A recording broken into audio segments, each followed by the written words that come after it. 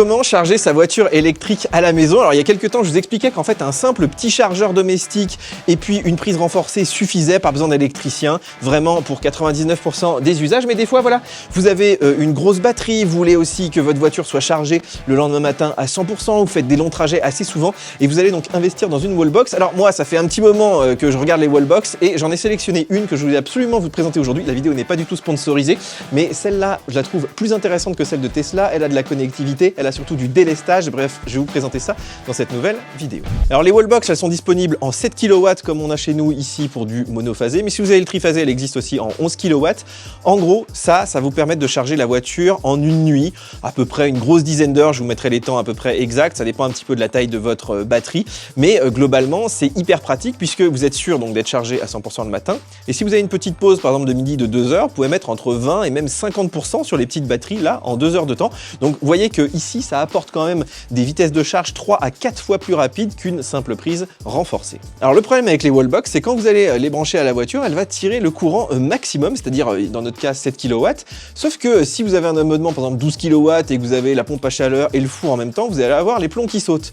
Du coup, le réflexe, c'est d'augmenter l'abonnement pour avoir une plus grosse puissance, pour avoir plus de marge de manœuvre, mais ça va coûter plus cher. Donc c'est un petit peu dommage, car certaines bornes, comme celle que je vous présente aujourd'hui, sont capables, en fait, tout simplement de faire du délestage, c'est-à-dire de savoir combien consomme la maison et de donner par exemple que 5 kW s'il n'y a que 5 kW de disponible, et puis de repasser à 7 kW la nuit, par exemple, quand tous vos appareils sont éteints. C'est vraiment l'intérêt de ce modèle. Alors la borne, je vous la présente, regardez, elle ressemble beaucoup d'ailleurs à celle de Tesla. On peut changer la face avant, elle a des petites LED ici qui indiquent la charge, elle a tout ce qui est coupe-circuit. On va revenir un petit peu sur le système électrique juste après. Je voulais vous montrer le câble aussi. Donc il y a un câble attaché, très pratique, vous n'avez pas besoin de vous embêter à sortir le câble de la voiture. Ici, il y a une petite protection pour le fermer. Il fait 6 mètres de long, c'est-à-dire que la voiture peut être loin. Là, on l'a mis à l'intérieur comme ça. On peut laisser la voiture dehors et la charger. Donc c'est assez pratique. Vous voyez qu'il y a un endroit aussi pour ranger le pistolet ici. Vous pouvez enrouler le câble tout autour de la borne. Donc vraiment, moi je trouve que c'est une borne qui est très bien pensée dans l'ensemble. Alors l'installation, elle n'est pas très compliquée, je vous en parlais juste après, mais en tout cas en France, c'est indispensable de la faire faire par un professionnel certifié IRVE si vous voulez avoir votre assureur derrière vous en cas de problème et si vous voulez toucher les primes tant qu'il y en a encore sur les bornes. Alors après, c'est vrai que c'est pas très compliqué. Nous, on a fait une grande partie nous-mêmes. Faut faire des bonnes gaines, faut faire un circuit dédié. On a des câbles de 10 mm², très important. Faut des disjoncteurs différentiels. Là, on a 3 disjoncteurs sur le circuit. Faut une petite gaine aussi pour un câble Ethernet. On va en parler après, mais c'est indispensable pour ce modèle. Faut aussi une bonne terre. Hein. Si elle n'est pas raccordée à la terre, la borne, elle va faire le petit check. Donc attention aussi.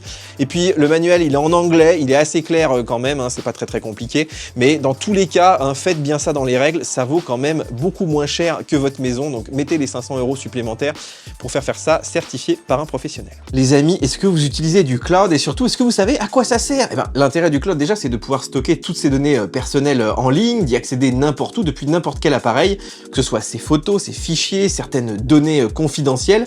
Pour autant, vous avez toujours le risque de vous faire fuiter vos données si le service que vous utilisez n'est pas suffisamment sécurisé. Alors Internext, qui est notre sponsor cette semaine et on les en remercie, est un service de cloud qui se veut éthique, responsable et très sécurisé, avec un chiffrement AES 256 de bout en bout et avec la technique dite du Zero Knowledge, très importante en crypto, le tout bien sûr conforme au RGPD. Alors il propose 3 services, déjà Drive, qui est un disque en ligne, Photo, un service de stockage et de synchronisation des images, et Send, un système d'envoi de fichiers jusqu'à 5 Go en toute sécurité et en privé. Alors très impliqué dans l'open source avec un code source disponible intégralement sur GitHub. Internext est même compatible Linux, ce qui est assez rare pour être souligné. Évidemment, il est aussi disponible sur iPhone, sur Android, sur Mac et PC et bien sûr sur les tablettes. Alors plusieurs solutions sont disponibles, soit au mois, soit à l'année, soit carrément à vie. Et puis si vous voulez juste tester Internext, je vous ai mis un petit lien sous la vidéo qui vous offre 10 Go accessibles à vie gratuitement. Et avec cette URL, vous pouvez même avoir 25% sur les abonnements à vie, donc profitez-en. Vous trouverez bien sûr toutes les informations sous la vidéo. Alors on se retrouve à l'intérieur, il fait un petit peu meilleur, je voulais vous montrer le tableau électrique et c'est aussi là que se trouve l'intelligence de la borne. Alors déjà, je vous rappelle qu'on a un circuit dédié avec un disjoncteur ici totalement dédié et on a donc ce petit module de délestage, regardez, qui affiche un chiffre. Alors là, il n'est pas très élevé, 1 à 2 ampères, puisqu'on a juste voilà, de l'éclairage, mais surtout, ce boîtier va communiquer avec la borne la puissance consommée par la maison. Comment ça marche? Eh bien, lui, il a une pince ampère-métrique sur le général, donc il sait exactement à l'instant T combien consomme la maison, et il est relié en Ethernet avec la borne. Il va dire à la borne, regarde, là par exemple, je sais que j'ai 40 ampères sur toute la maison, mais il faut que j'en enlève 2 pour la consommation, et donc tu pourras en prendre que 38 maximum. Donc ça, c'est vraiment très important dans notre système. Alors pour régler la puissance maximale disponible de votre maison, hein, c'est la puissance de votre abonnement, bah, regardez, il n'y a pas besoin d'application, il suffit juste d'appuyer ici. Donc là par exemple j'ai mis 45 ampères, c'est ce qu'on a ici.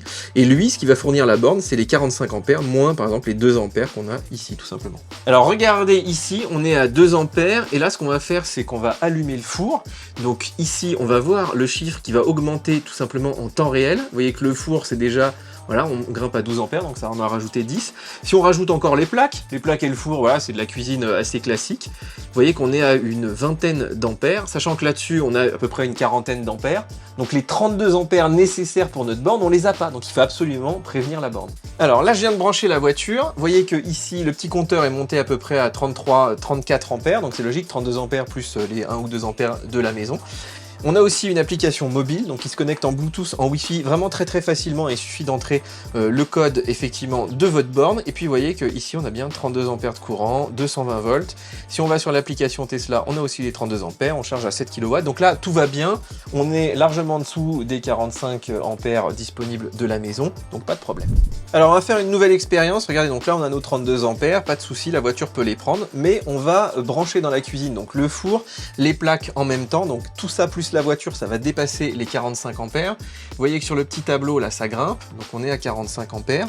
Et ici, on va le voir que dynamiquement sur l'application, il va réduire, regardez le courant, on n'est plus qu'à 31, et ça va baisser, 30, et on va arriver donc à 25 ampères ici.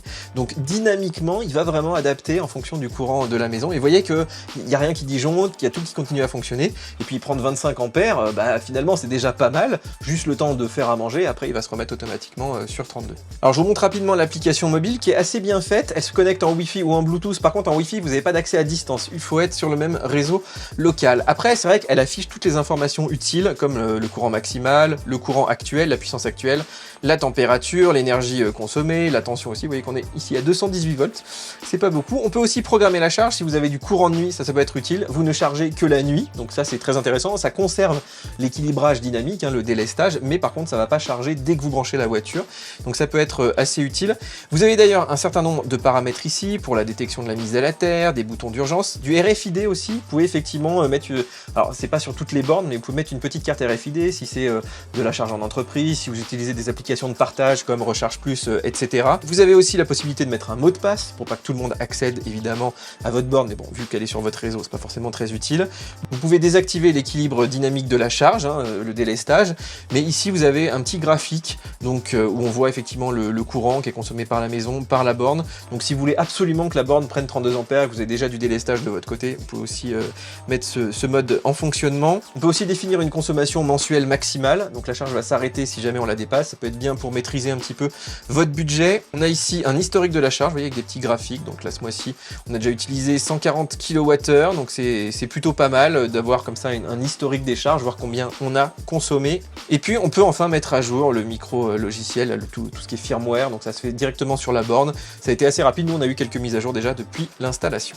Bon, on termine avec les tarifs. Alors nous, notre système avec la borne, le délestage et tout, on est à 650 € hors installation, hein. Évidemment après il faut prévoir entre 500 et 700 €, ça dépend un petit peu des travaux que vous avez à faire chez vous, et puis l'obligation ou pas, suivant les pays de certification ou pas. Et puis après, on a aussi effectivement des versions sans le délestage, autour de 400 €.